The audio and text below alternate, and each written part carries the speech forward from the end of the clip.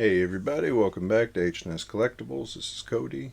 So I had not posted much video in the last week. I hadn't recorded any. I've been busy with work. I've been busy with school, trying to finish up a program. It's just been a hectic week. And here we are now, late, excuse me, late on a Sunday night. And I'm going to do the next installment of my series that I'm calling a poor review of a poor movie. And in this week, it is the giant spider invasion from 1975. So let's check it out.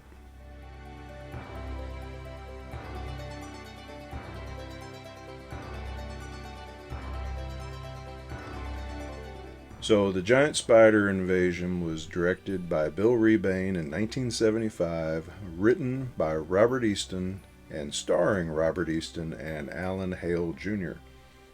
So, the movie starts off with a local reporter bothering the sheriff, and the sheriff is Alan Hale Jr. So, I did not know his name offhand, but if you see him, you'll probably recognize him. It is the skipper from Gilligan's Island. And the first 30 seconds, I think, of the movie really sets the tone because the reporter sticks his head in and the sheriff says, "Hey, little buddy," just like if he was the skipper. So I thought, okay, I think I know what I'm in for here. And the movie, I think, tries to be serious but can't. It definitely suffers from lazy writing, poor effects. But it just hit me, right in that B movie spot that I love. But anyway, to get to the plot a little bit, and there will be spoilers. So if you don't want a 45-year-old movie spoiled, you better go watch it first. But basically, you got Kester and Ev, a farmer, I guess. They never really say if he's a farmer or not. I got the impression he was a farmer. And his wife, they're not happy with each other. She's an alcoholic. He's sleeping with the waitress at the local restaurant. On the side, claims that he's going to church when he goes to sleep with the waitress.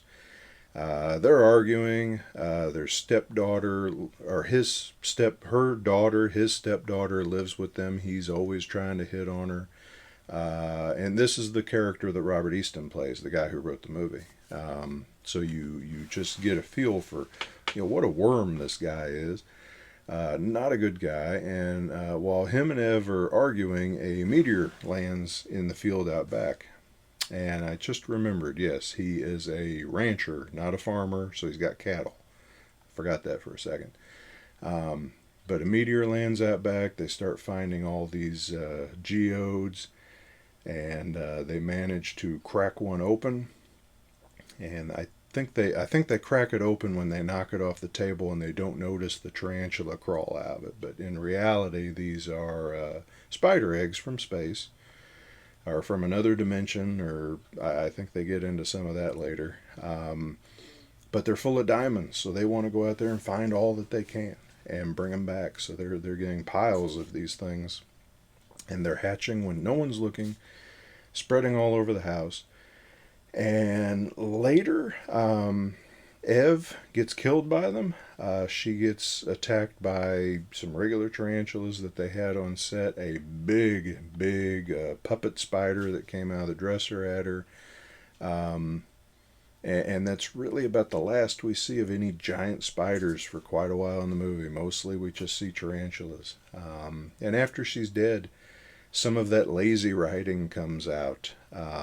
This guy, Kester, he just walks around the house because there's cobwebs everywhere, and I'm talking thick, big cobwebs, the kind that little spiders don't leave. And he's just griping about how lazy she is and how he doesn't know where she's at, and he's swatting the cobwebs out of his way, all while trying to hit on the stepdaughter. And then we're introduced to a couple of scientists who are monitoring radiation in the area. They're from NASA, and they're detecting all this radiation, so they've come to the area to try to find it. They find the impact site. They haven't seen the spiders yet, but Kester keeps going up there and digging for more geodes. So a motorcyclist, I forget actually what happens with the motorcyclist. So it's been about a week since I watched this movie, but for some reason the motorcyclist dies. I don't think he was attacked by a spider. But Kester finds him and he hides the body. He buries the motorcycle. He gets rid of everything because he doesn't want people snooping around because of the diamonds. But the scientists are coming in, and when the scientists speak, it's nothing but gibberish. It's just gobbledygook. Nothing that they say makes sense, but it sounds big. So I thought that was funny. I thought that was comical. But somewhere along the way, somehow they decide, and they look very shocked when they tell each other in such a way that I think they assume that you should have been impacted by it. That the meteor crater is not just a crater, but it's also a portal to a black hole, and the energy coming through it is what's powering these big spiders. And while Kester is out digging at the site, a giant spider, and when I say giant, I'm talking like legs this big around, or maybe bigger, comes up out of the ground, out of the crater. The couple that we saw before that were like the size of a dog, obviously grew from the little tarantulas. I don't know if this thing was supposed to have grown underground and then erupt, but it comes up, it eats him. That's a pretty comical scene because the spider's got fangs, and it's hitting at him. He's jumping up and hanging on to them, and eventually it gets it up into its mouth. So these alien spiders have mouths; they don't eat through their fangs like Earth spiders, and it kind of sucks him in, and lots of blood for. I don't know. So I don't know if it didn't look like it was chewing him on the way in, but there was a lot of blood. And like I said, this movie was just insane. Then we get to see the spider. So the spider, the effect was done by putting a big spider body on a Volkswagen Bug and driving it in reverse. I guess the taillights served as the glowing red eyes, and there was a half dozen people inside the Bug pulling wires to get the legs to move around. So very hokey looking, very silly looking, but good fun. And I think the amazing thing about this, when I read about it, was this was one of the top 50 grossing movies for 1975. It was a surprise hit. So offhand, I know Rocky Horror came out in 1975, but if this was one of the top 50, there couldn't have been much else in 1975. I'll say that. But